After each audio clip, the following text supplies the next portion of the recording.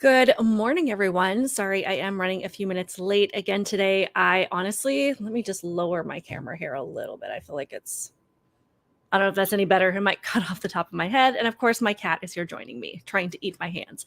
I honestly wasn't even sure I was going to do this today, but I did decide at the last minute to make it happen.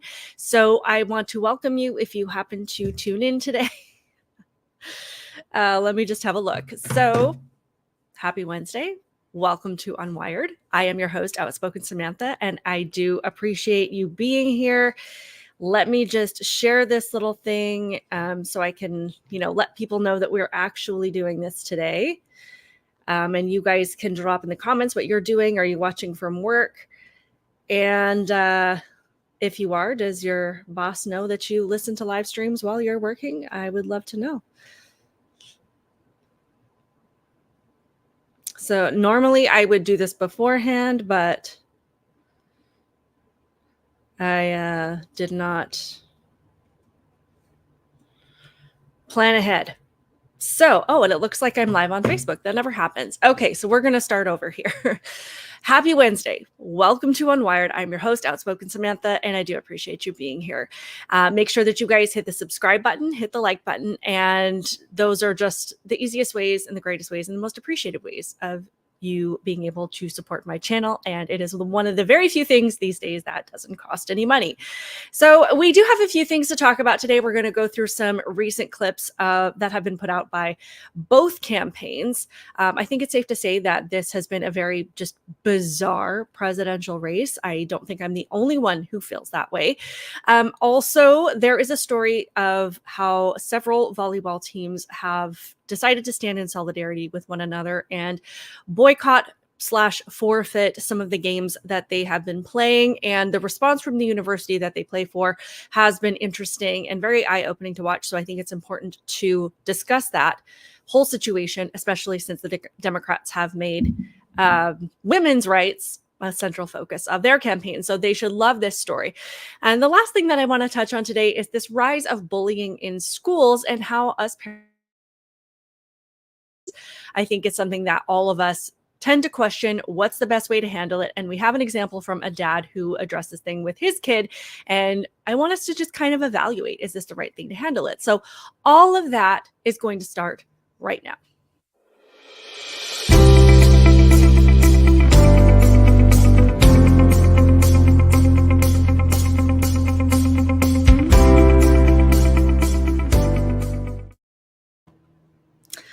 All right, so we do have a lot to talk about. Sorry, my phone just decided to freeze on me.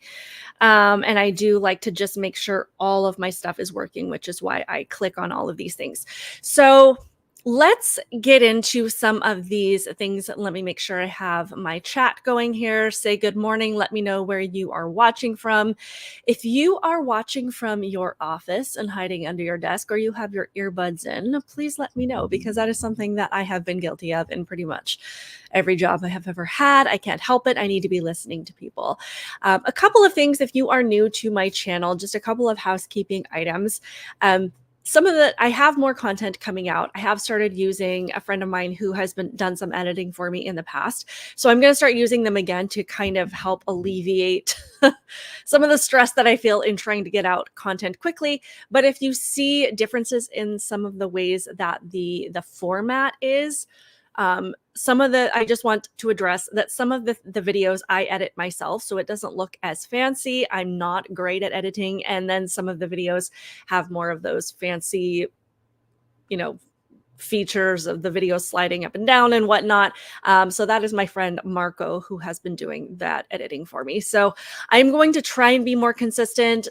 Believe it or not, I don't make a ton of money doing this. In fact, I make zero money doing this. This is really just out of the goodness of my heart and really a passion project for me, because I do love talking about so many things that are going on in today's society and just offering my perspective.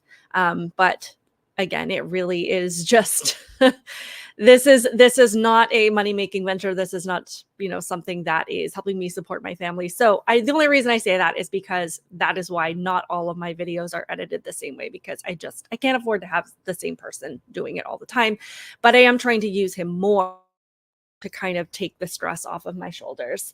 Also, I have shifted my studio space around, and I say studio space because this is actually just in my room, but I turned my desk so that I could have more of a blank background, but now I have to kind of figure out how to set it up. So the only decoration I have right now is my cat, and she is the one that likes to walk across the keyboard and join these live streams. So if you guys have any suggestions about how I can kind of spruce this area up, that is also not a strong suit for me.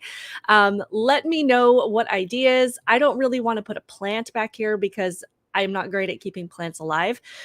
So, lights, shelves, books, would love ideas if that is your strong suit. Anyway, let's get into some of these stories. I appreciate you being here. Again, make sure to hit that like button. Invite anybody to the conversation that you think might be interested in the things that we are going to discuss today. And I do appreciate the growth that my channel has had recently. So if you are new here, again, love that you are here. So about 3 weeks away from the election. And I don't know about you guys, but it is starting to stress me out just a little bit because it's really hard to gauge what they're going to look like. We could be hit with pretty much anything, and that could be good or bad. I have absolutely no idea. But we have, like I said, just 3 weeks, and things are heating up. We've got the rallies going, we've got the interviews and celebrities. We've got, we're seeing more celebrities, which I know is something that all of us love to see. The closer we get to an election and the closer we get to having to decide how this country is run. And I know that more than anything, we all want to hear from people like Oprah and J-Lo and Ben Stiller and Jennifer Garner telling us how we should make these decisions, because I know that they can relate so much to the struggles that we are facing. And of course, that is just absolutely dripping in sarcasm. But the latest clip that I have seen, which I'm going to show you now, because if you missed it, you were really just missing out on a treat. We had Jennifer Garner get up and tell us that, and this is this effort, of course, to pander to men, but tell us that there is absolutely, I guess, nothing sexier than men who support Kamala Harris. And in case you missed it, this is that clip. Let me just tighten this up a little bit so we don't have to worry about all the comments. But this is that clip again, in case you missed it. Listen, I know you've knocked and knocked. And I know you've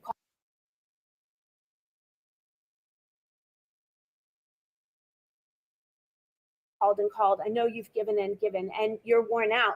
But the truth is, you are the front lines. This is it. I mean, I'm looking at these beautiful faces, these women, and these strong men. God, is there anything sexier than a man who is like men for Kamala? But you are the front line of this battle, for lack of a better word.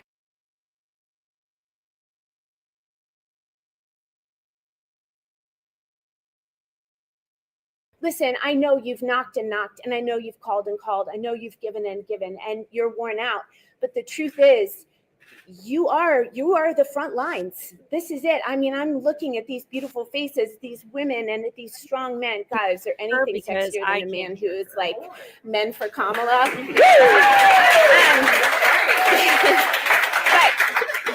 You are the front line. If I can get this to work, we might not be able to for lack of continue a better with word. the, It really is. There are two ways forward, and you guys are going to have a huge voice in how that way is chosen.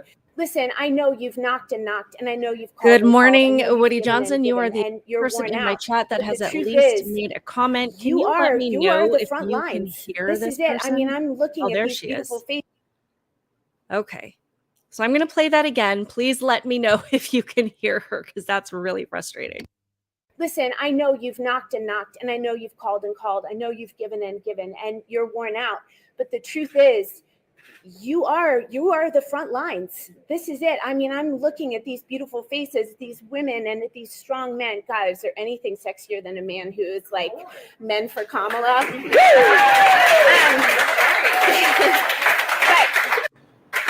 You are the front line of this battle, for lack of a better word. It really is. There are two ways forward, and you guys are going to have a huge voice in how that way is chosen.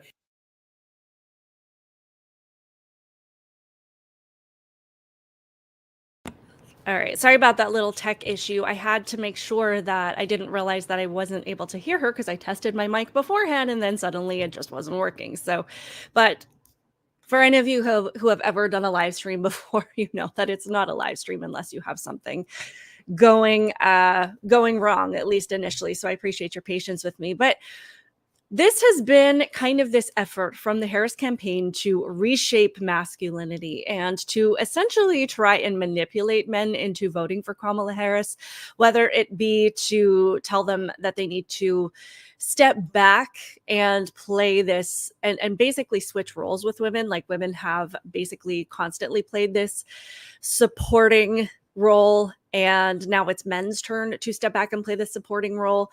I guess maybe that's the idea behind it, but it just seems like at this point the Harris campaign, ultimately they don't know what to do with themselves right now. So they're kind of switching back and forth between being as cringeworthy as they possibly can to total panicking. And you can hear the panic in the media, you can hear the panic in their messaging, and the overall vibe from the left lately as they're watching this candidate that they handpicked, not only as VP, but to carry this torch from Joe Biden, or pry it from his cold, nearly dead fingers, however you want to frame that, but to now see her completely plummet in the polls. And I don't know what they thought was going to happen because, again, as we all remember, because our memories are longer than like 5 seconds, she was somebody that nobody liked. Even their own party did not like her. Nobody voted for her. Nobody wanted her.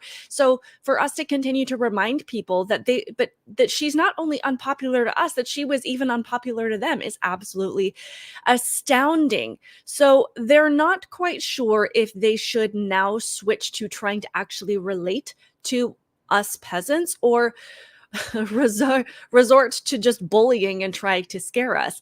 And the poop show that's just been unfolding, which is pretty much just a mess of all of these things combined, has been amusing to watch, to say the least. So let's have a look.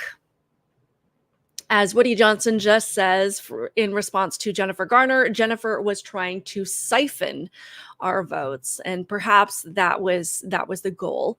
And you guys can let me know if you felt inspired to vote for Kamala Harris, because Jennifer Garner says that there is nothing sexier than men who support Kamala, and I can think of pretty much anything on earth is more sexy than men who support Kamala Harris. I mean, the empty cup of oatmeal that I just ate is probably sexier than that. But let's look at Tim Walz here, because I still cannot for the life of me understand why they picked this person as their VP pick. I mean, we know that Kamala Harris is one of the least intelligent people on planet Earth. So maybe they picked Tim Walz because they needed somebody dumber than her, because that is the only justification that I can think of. So this recent clip that I'm going to pull up here is from a rally that Tim Walz did or was a part of. And in this moment, it honestly sounds like he is campaigning for Donald Trump. So let's listen to this. It's only like 8 seconds long, but look, you all know it. We can't have 4 more years of this. We won't have 4 more years of it. We won't. Look, you all know it.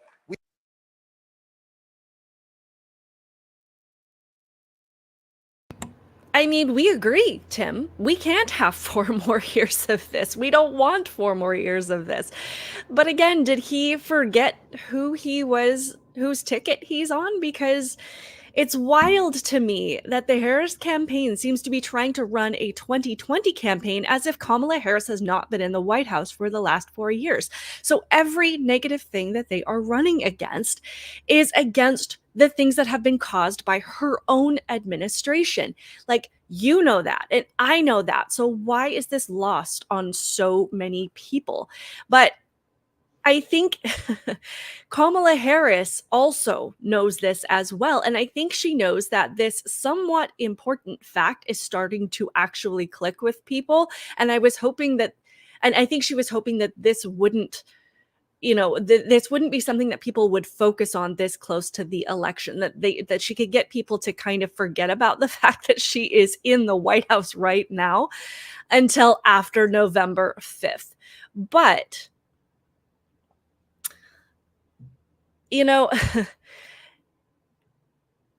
it's also interesting if you have seen some of the recent clips of Joe Biden. He's done several interviews where he has also reminded us and that put it out there that Kamala Harris has been a part of all of these important decisions in the last 3 years and has been a part of every single thing that has had an impact on our lives. So, and we know that impact could be a good thing or a bad thing. I mean, you can be impacted by winning the lottery, or you could be impacted by being hit by a meteor. So it could go either way. But because I think that panic is starting to set in her campaigns, her voice is starting to reach this record level of screeching, and the unhinged false statements that she is making are just coming out of nowhere. So a clip that I wanted to show you now, it comes from a rally that she was at in Pennsylvania, and she is peddling this lie about a line that Trump has used repeatedly during some of his recent speeches when he's talking about the enemy within. And he's talking, and she's using this line as if to imply that he's referring to people in America who might disagree with him. And again, her voice has reached levels that at this point, I kind of think only dogs might be able to hear. But let's just have a look, because she's truly kind of losing her mind a little bit. He's talking about the enemy within our country, Pennsylvania. He's talking about that he considers anyone who doesn't support him or who will not bend to his will an enemy of our country. It's a serious issue. He is saying that he would use the military to go after them. Think about this. He's talking about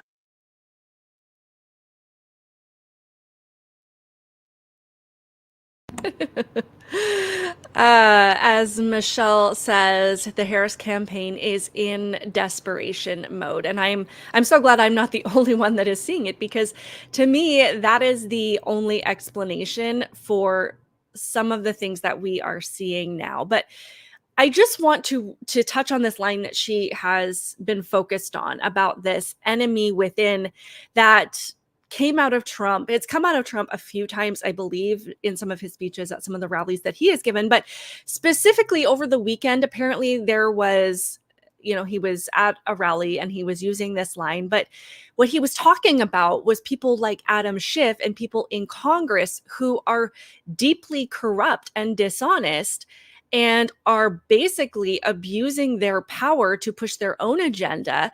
They're ignoring the things that we need, and they're just manufacturing.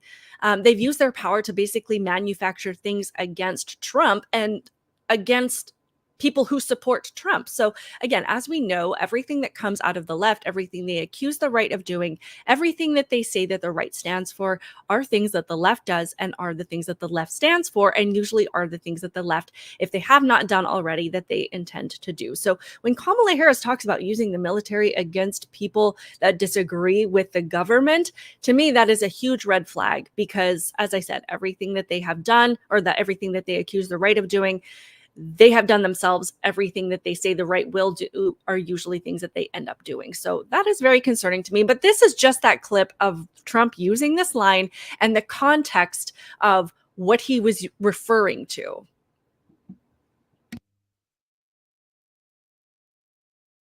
President, she and myself, somebody said, what kind of a man is he? He's a fierce person. He is. He's a very smart guy. I hate to say brilliant, because every time I call him brilliant, the press says, he said the president. Well, he is a brilliant guy. Got 1.4 billion people. He rules it with an iron fist. And the press gets upset when I say he's a smart man. I would think he's a smart man, but actually, he's somebody that we can't. The worst people are the enemies from within. The sleazebags, like a guy that you're going to elect to the Senate, Shifty Adam Schiff. He's a sleazebag.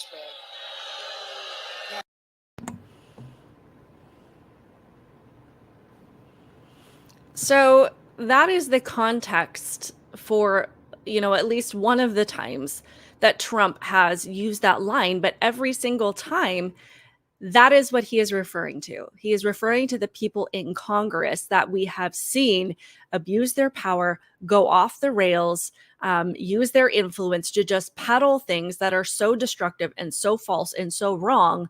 And that has become a huge problem when it comes to our trust of the government, our use of the government, and abusing their roles and pretty much just abandoning their responsibility and what it is that we elect them to do. But it is always astonishing to me to compare clips of what the Democrats say versus what the truth is and how many things they have twisted to make it seem like Trump is the bad guy.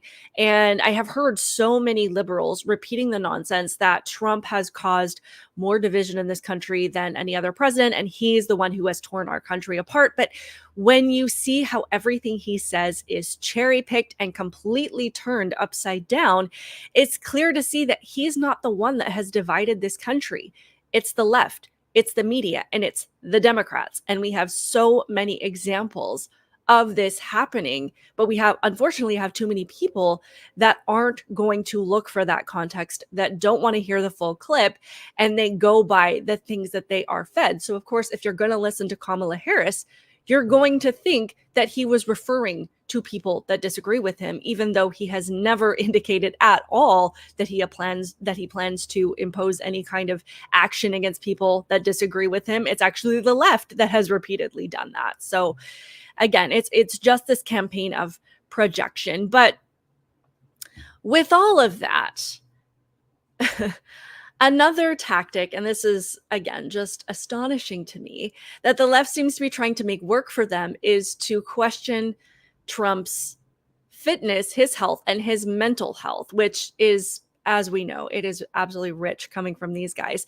Because as we know, they spent years telling us that Joe Biden was fine and that it was ageist to question this man's clear mental decline. And then, of course, when it came time to replace him, then the media and the left gave their base permission to acknowledge that he was basically losing his mind and unfit for office. So the only reason that these people kept saying that this man was fine, even though he was literally like falling apart before our eyes, is because the media kept telling them to ignore what was happening right in front of their faces and to just keep repeating that he was fine, that he was, the smartest guy in the room, that he's sharp, that he's at the top of his game.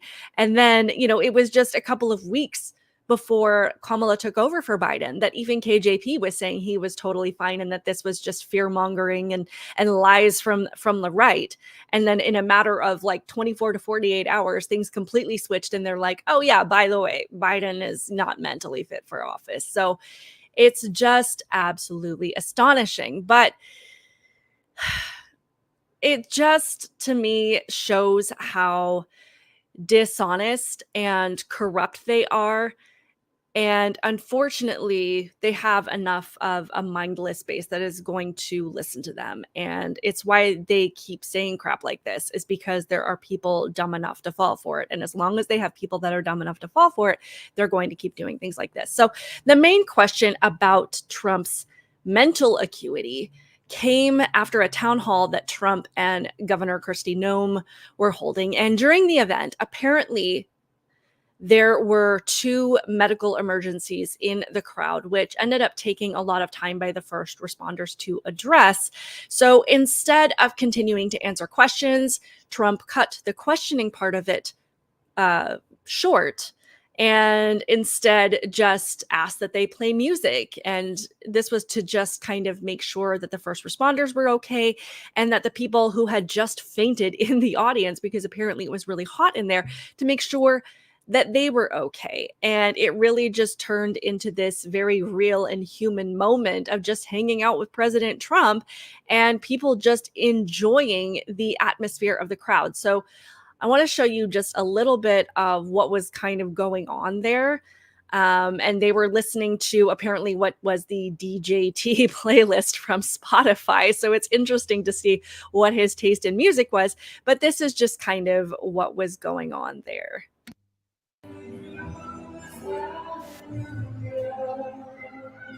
I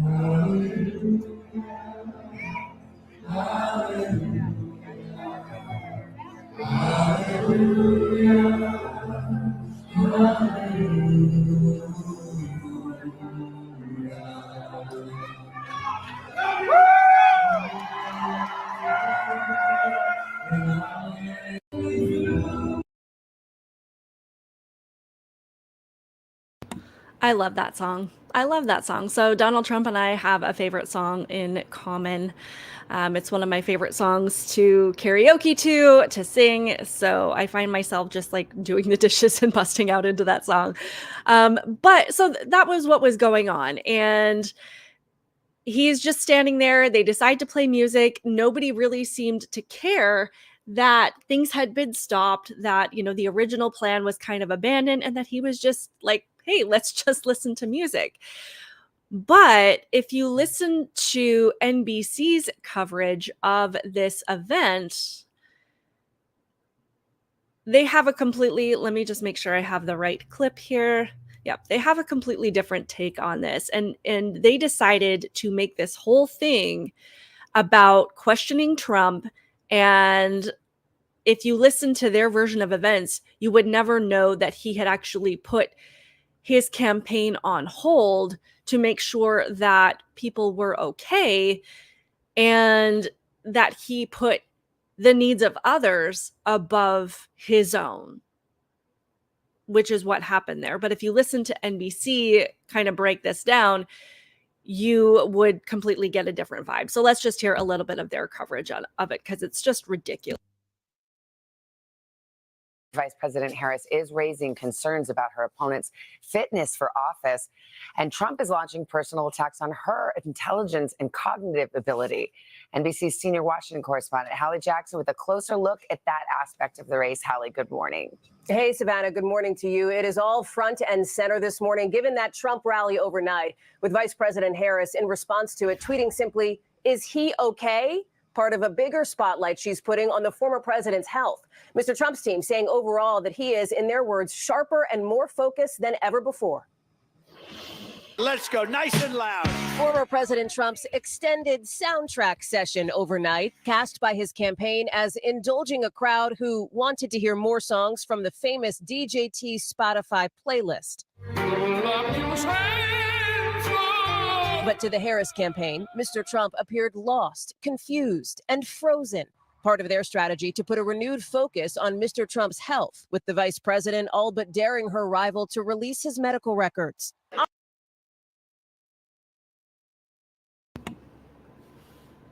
So, honestly, I don't think people cared. They didn't care what was going on. They knew he was fine, and they were just happy to support him. And honestly, it is such a stark contrast to so many of Kamala's events, where she has to trot out celebrities just to get people to listen to her. Whereas Trump can just stand there and play music, and people will just stick around and support him. And I'm sure that just royally like makes her mad. But it's just funny to see.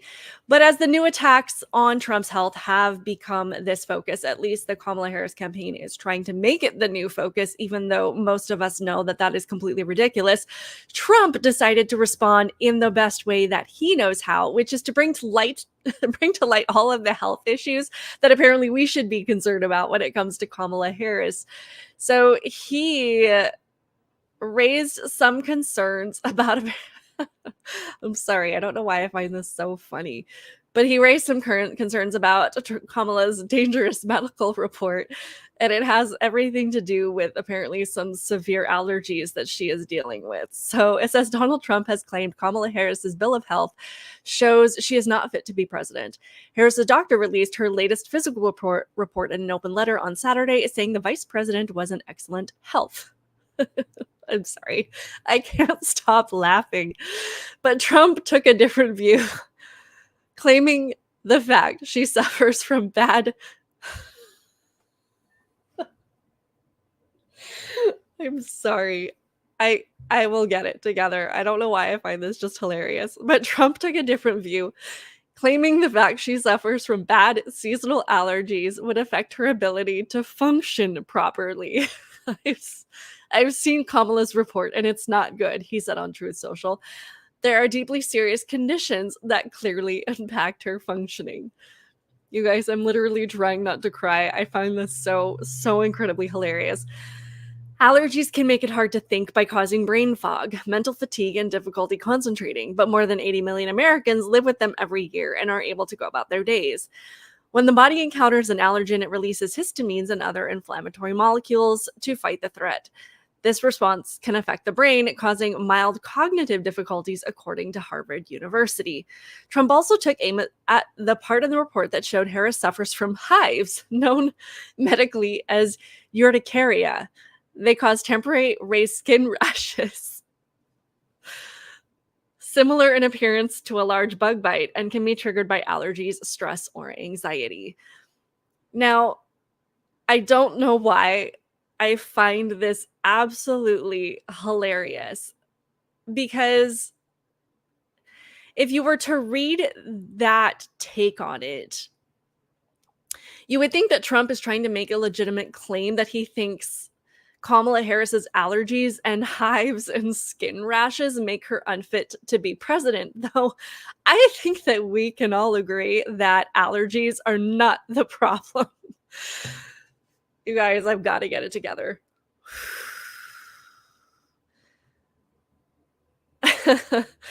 Thanks for joining, Joe.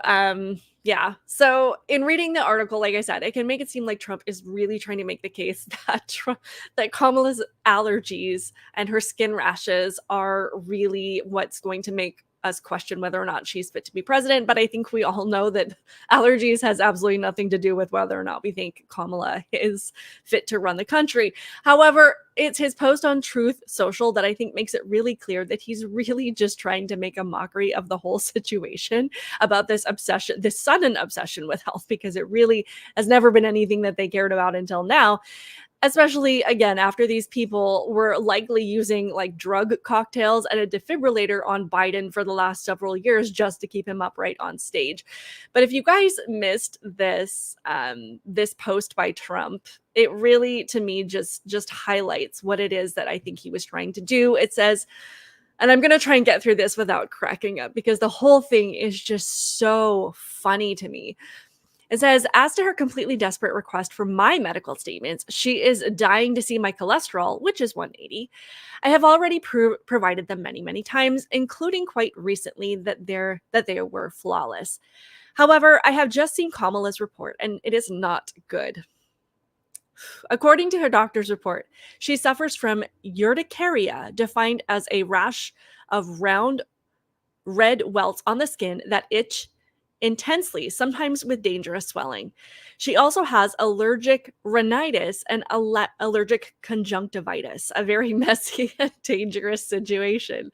These are deeply serious conditions that clearly impact her functioning. Maybe that is why she can't answer even the simplest of questions asked by 60 Minutes and others. What is this all about? I don't have these problems. Oh, guys, this is an unprecedented election. We're literally talking about skin rashes and stuffy noses. But I mean, it is fair to say that these things can be very debilitating. I have a son who actually has had a lot of very serious issues with his nose lately, and the kid just sounds constantly like he is stuffed up. It has just been miserable. And for about a year, we were wondering what the heck is going on with this kid. And we finally took him to urgent care. We've taken him to the doctor. They're like, it's totally fine. We finally took him to urgent care and finally had a doctor say that this kid basically needs to be on allergy medicine for about 6 months of the year, and gave him these nasal sprays and these steroids to get his body caught up. So I am not diminishing how debilitating, truly debilitating severe allergies can be. And all of our thoughts and prayers should absolutely go to Kamala Harris as she deals with her rashes and her stuffy nose. As Joe Mobley just said, Trump is the best memer, internet troller of the elite class, bar none. I completely agree. So I am still trying to get it together. because I find this whole thing absolutely hilarious. But I think just overall, needless to say, things are getting weird. And maybe that was one of the most accurate predictions of the Kamala Harris campaign as she trotted out onto the stage as this, supposedly legitimate candidate. But when they introduced the word weird into the atmosphere, I don't think that there is a better word to describe this election season. And the whole thing has been wild to watch. And these are literally the things that we are talking about now when considering who we should vote for to run the entire country. It's just where we are at. I appreciate your guys' comments. I am reading them as they come in and trying to highlight as many as I can. I appreciate you sticking with me through a little bit of that. I kind of got the giggles a little bit when it came to that whole story, but I find it hilarious. And it's just so very Trump. But I think, needless to say, I have no concerns over Trump's mental acuity. I have no issues with his cognitive abilities. Yes, he is getting older, but he is one of the sharpest human beings. I swear this man probably never, ever sleeps. I don't think Trump sleeps. I think this man is going nonstop. I imagine he probably sleeps in a suit. So he has far more endurance ability than I do. I am out by 10 o'clock at night and I am grumpy if you wake me up before 6. I need my 8 hours, but I'm pretty sure that this man, I don't know what he runs on, French fries and energy drinks. And if that's what it takes, it is working well for him. Maybe that's the secret. But we are going to move on to another. Joe supports my giggles. It says giggle streams are the best. I don't have them very often, but that just cracked me up. So I do want to move on to another story here. Now, we're going to just completely abandon the election situation, and I'm sure we'll have more clips to highlight as things go on, and things are just going to get weirder, so we all need to be mentally prepared for that. But I want to move over to the situation involving several women's volleyball teams that have chosen to forfeit any games that involve a transgender player. And this is the team here that has chosen to take a stand recently.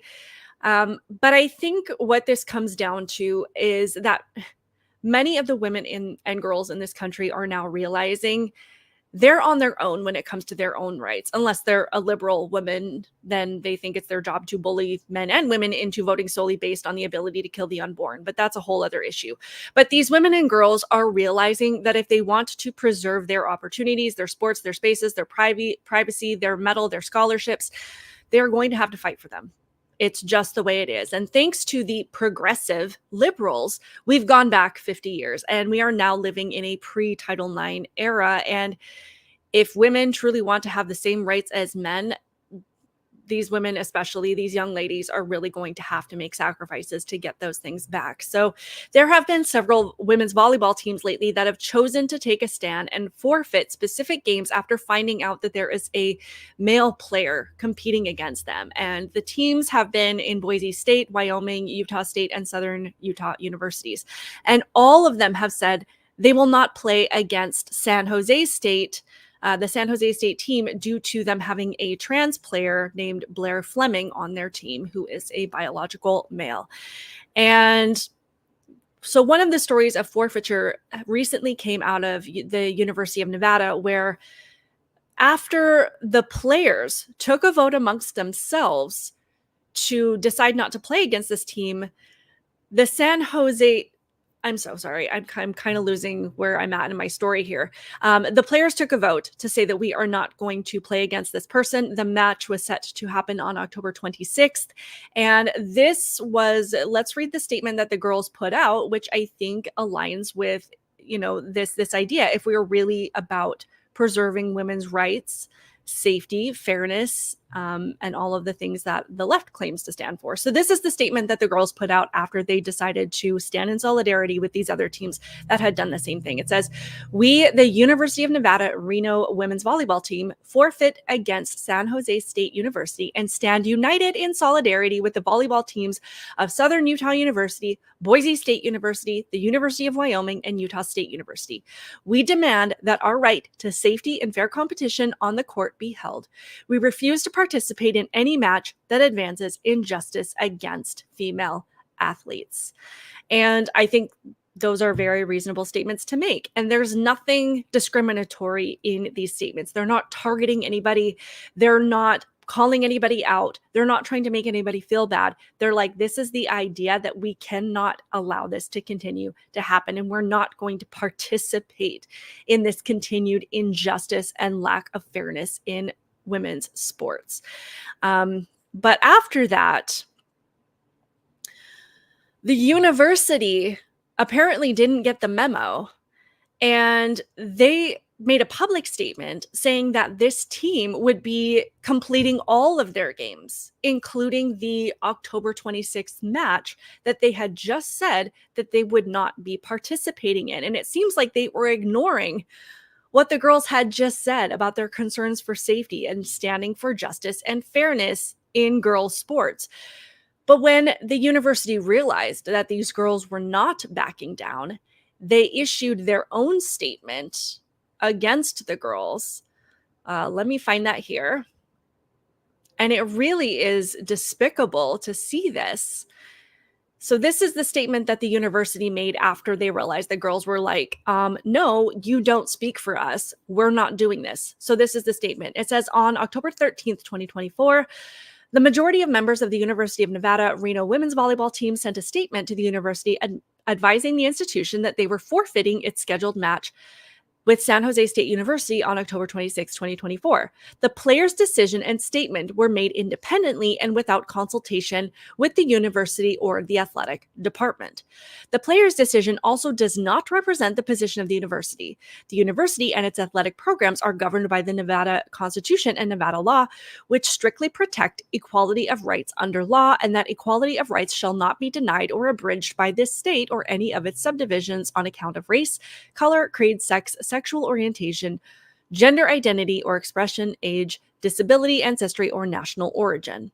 The university is also governed by federal law as well as the rules and regulations of the NCAA and the Mountain West Conference, which include providing competition in an inclusive and supportive environment.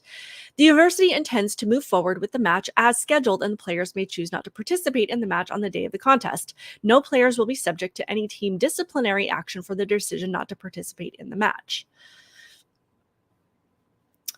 To me, that just screams, we are cowards and don't support women. Because when they're talking about this equality of rights under the law, clearly they are excluding women from that conversation. When they are talking about creating an inclusive and safe environment, they're excluding women from that conversation. So it just apparently was this conflict of decisions where the university said that this game was going to happen, and the girls decided to exercise their individual autonomy, which is a word the left likes to use constantly as the basis for women making decisions for their own bodies, and therefore they should be the first ones applauding this decision. But the girls chose not to play despite the attempt at bullying and manipulation by the university, letting these girls know that they did not have their support and that their refusal to put their safety at risk went against the values of this institution. So they don't support these girls and apparently don't care about their concerns, is what I got from all of that. And they're basically telling the other team that they can show up if they want the match to happen, but if the girls choose not to play, that they are representing themselves, which is to protect fairness in sports for women, but not the values of the university. And the university does not want to be associated with the choices that these women are making on their own behalf. So it's almost like their position is wanting these girls to compete in an unfair situation, and it's completely ridiculous. But I do appreciate that somebody else that came out in support of these girls and their decision was actually the co-captain of the team that they chose not to play against. So in this article, it says, sorry, let me close that. It says San Jose State's women's volleyball co-captain Brooke Slesser applauded the women at the University of Nevada for wanting to back out of a match against her own team, which features trans athlete Blair Fleming.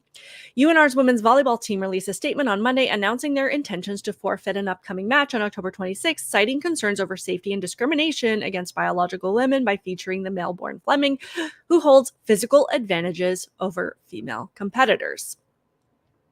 Slesser posted an encouraging message late Monday, proudly supporting the women of UNR for not just making a statement about intending to back out, but openly citing their concerns. So this is the tweet that this co-captain of the team that they just chose not to play against said. This is the tweet. It says, "Round of applause to the girls of Nevada Wolfpack volleyball team. Deciding to go against what the school was forcing on you as young women and taking a stand for what you believe takes courage. Another great step in the right direction for women's sports." So I found that very interesting. And what it makes me wonder is how many of the women on that team are withholding their own voices and being silenced out of fear of retaliation. Because if this is how the co-captain feels and she's saying, yeah, you should totally not play against our team, you have to wonder what the true feelings of the other girls on that team are. And apparently, this is where progress has gotten us. And you know, I have to say, like, I think we can all acknowledge that these decisions are not easy to make. These girls have worked so hard to get to this level in their athletic career. You know, years of early mornings, long practices, injuries, losing sleep, and trying to maintain their academic scores on top of it. And now the party of women's rights has put them in this position where they have no choice but to step out of the thing that they have worked for years to earn. And it's not just them, but several teams of young women are having to do this. And I know that for a while we were asking these young women, we're like, why are you guys not staying out of these events? Why are you not boycotting them? Why are more women's teams not doing this? And I think in part, maybe they were waiting for the policies to reset and they were hoping that enough people would revert back to sanity and hoping that this thing of allowing boys and men to compete in their athletics would be short-lived and that they wouldn't have to make these major sacrifices to get their rights back. But unfortunately, that hasn't been the case. And young women across the country are waking up to that fact. And they have to do this. Sorry, I was making sure my mic was on. But they have to do this now if there's going to be any sort of future for girls and women in this country. And honestly, if you guys haven't seen this ad, I'm going to play. Oops, that's not the one. Let me find it. This is an ad that I'm not entirely sure who put it out. I will link it in the comments if I can find it. But this was an ad of these girls addressing Nike and calling them out for their silence when it comes to women's athletics and maintaining fairness in their sports. And this is just going to tug at your heartstrings. It is just going to hit you, I think, where it counts. So if you haven't seen this, this is really powerful and really important to share. Dear Nike. Dear Nike.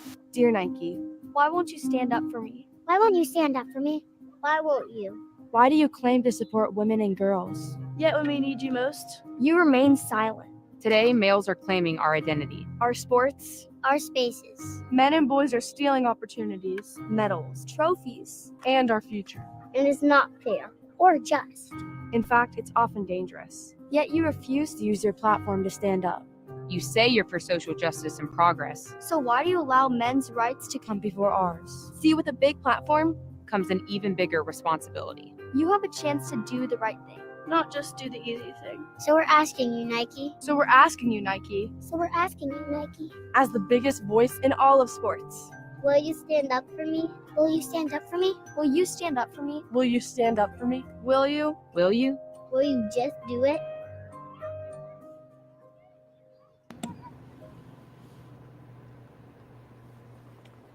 Okay, so I went from being able, like, not being able to contain my giggles in the last segment, and now, like, I'm trying not to get emotional. But I hope that every one of these girls, oh, I didn't know she was back there. I hope that every one of these girls knows that we are standing with them, that we support them, and that they are doing the right thing.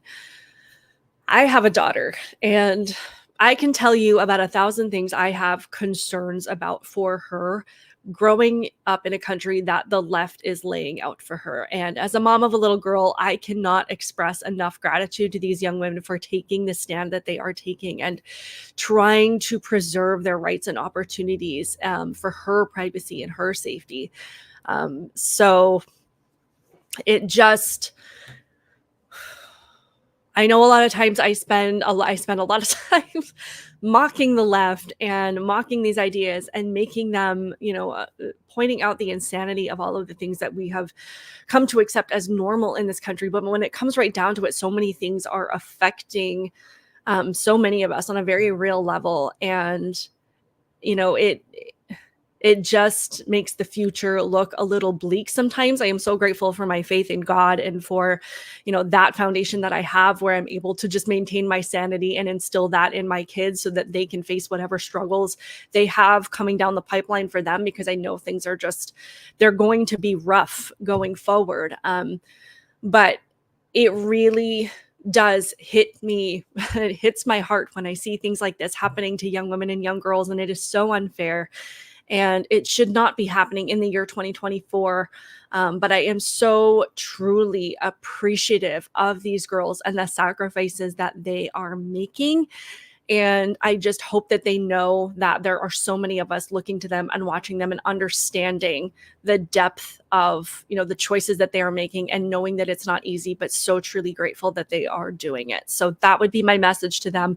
Thank you so much to, the University of Utah, Southern State University, Boise, the University of Nevada for doing these things. And of course to Riley Gaines and Paula Scanlon and Macy Petty and all of these girls that are trying to make sure that these things can move forward for our daughters, for, the young women in this country.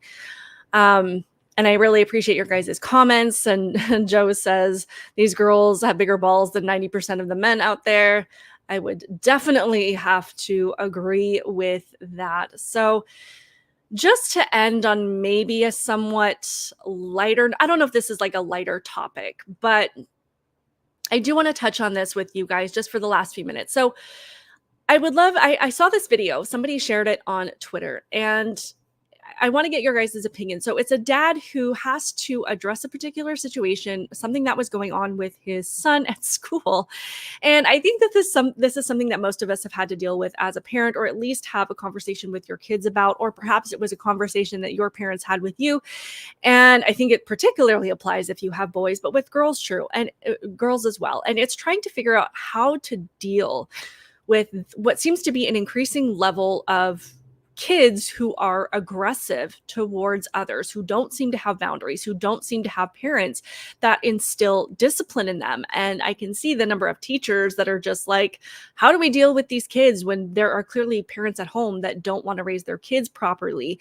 And I don't know entirely what happened in this specific situation, but I feel like this rise in aggression, particularly in younger kids, it just seems to confirm everything I just laid out. But the question is, how do we handle it?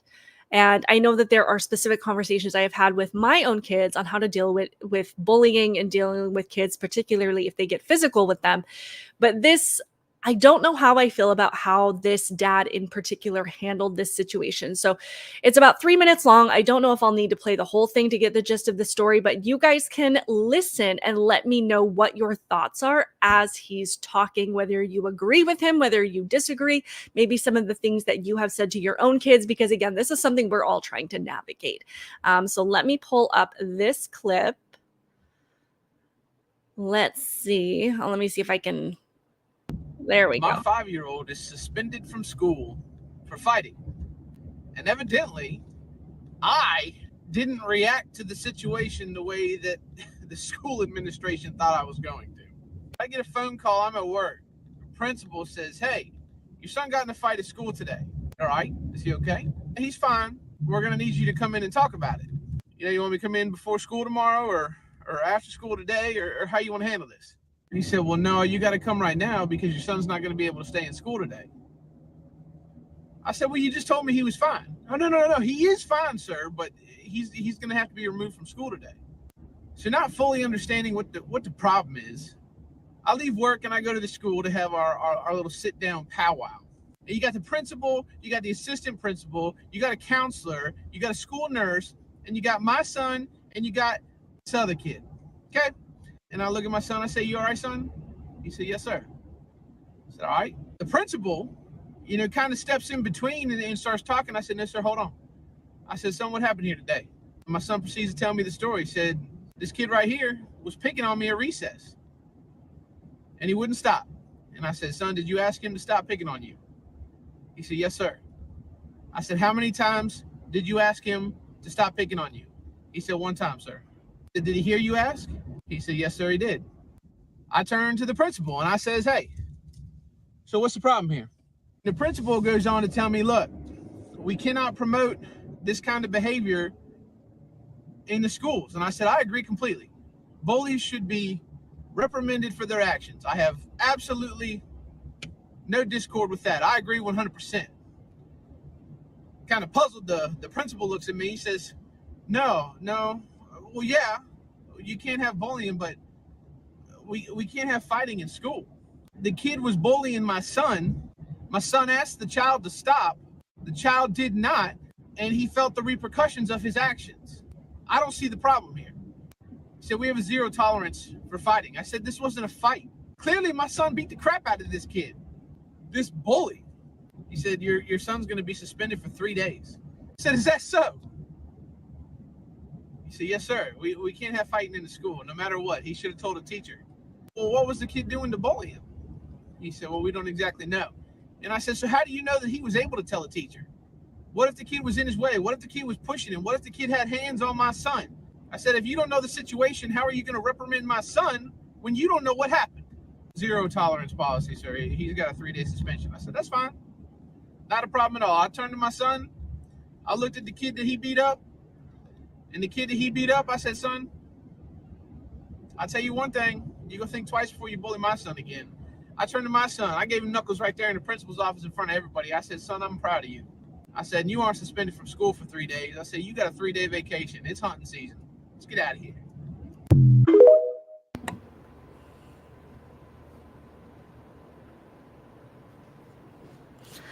Okay.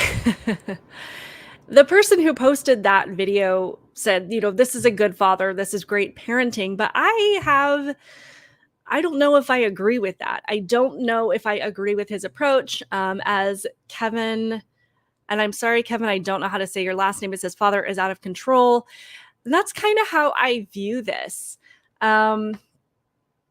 Let's see. Rock Zalt says the principal's staff can babysit him until the end of the day, and some kids learn early how to make the other guy swing.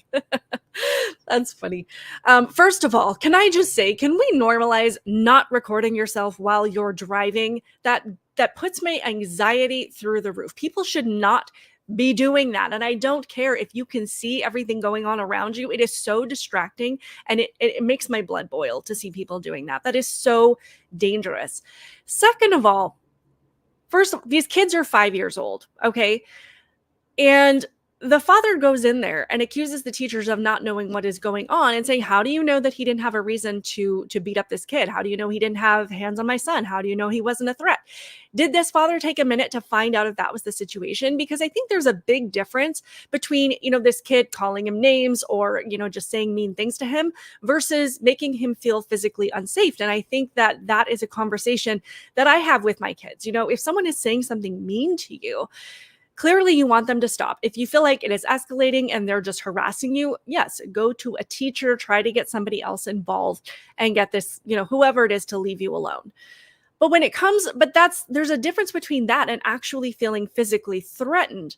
And if, this kid is in his way, if he's pushing him, if he is the one that initiates that physical contact, then I see more of an argument to say, yeah, like, please, by all means, do what you have to do to protect your physical safety, which is obviously going to present less of an opportunity to get a teacher involved, because that's when you really are in a position where you might have to defend yourself immediately, and waiting for somebody else to come to your rescue is going to make things worse.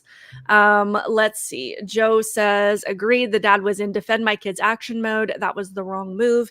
He needed to get more answers, not make assumptions. So I think that what he's teaching this kid is to completely undermine authority. These teachers are, I don't feel like they were defending this bully, but they were like, hey, this clearly went too far. And the reaction by your kid was far more than what needed to happen based on perhaps what this other kid was doing. I don't think that the teachers thought that his son was any kind of physical danger. And I don't think that he would want him to stay in a situation that was where he was in physical danger. But everything in that moment was about protecting his son, and my son is in the right, and my son can't do anything wrong. And that is the message that his son is getting. And that if the teachers impose consequences on him, that they are in the wrong. So that is kind of what I was getting from it. And again, these kids are 5 years old. So how much, I'm not saying that a 5-year-old kid can't impose harm on your kid, but it's really going to be minimal. So I think at that age, you really need to instill in them that they have to have self-control, and to instill in them that they need to think about other options besides resorting to fighting immediately, because that is what they're going to carry with them as they get bigger, and as the consequences of fighting physically are going to get more severe. So like I said, when I saw somebody post that, they said, this is a great father, he's handling this correctly. And I don't think so. I think I disagree with the way that was handled. And that's not to say that I don't think that kids should physically defend themselves, because I have especially told my boys, if someone starts to hurt you physically, they hit you, they push you, they shove you, I want you to protect yourself. And I don't want you to start a fight, but if you need to end it, you have my permission to do so, and we will address it later. But again, there's a difference between that and some kid just running his mouth and saying things that you don't like. There's to me, that's not an excuse to physically harm that child. So Arma 15 says, boys fight. School should have made them shake hands and move on. Suspension is absurd. Yeah, I do think the suspension was probably a little bit extreme for that situation, even if he was suspended for the rest of the day or maybe one day following it. But 3 days seems a little extreme. Again, these kids are in kindergarten, so that might be a little far for that. But I wanted to share that little situation with you and just kind of have more of a casual conversation about some of these things, because again, I know that this is something that we are all trying to navigate. I have kids, and I'm constantly just like, if you need to defend yourself, I want you to defend yourself, but please don't just pummel a kid for no reason. That's never okay. I think that is all I have for you guys today. I truly appreciate you being here. Sorry for getting started late. If I'm being completely transparent, I wasn't even sure I was going to do a live today, which is why I didn't set the premiere. I've been moving some things around. As you can see, my computer, I wasn't sure was going to be hooked up correctly. So I just decided to jump on and join you guys. And I always truly appreciate the conversation and the support, especially as my channel is growing. It's just been so fun to see that momentum picking up. But I've had somebody ask me if I really do read all of the comments. I really do read all of the comments, whether it be on a live stream or a video I post. I can't respond to every single one of them.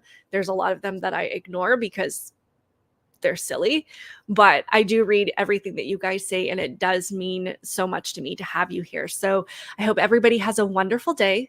Keep it real, guys, and I will see you in the next one.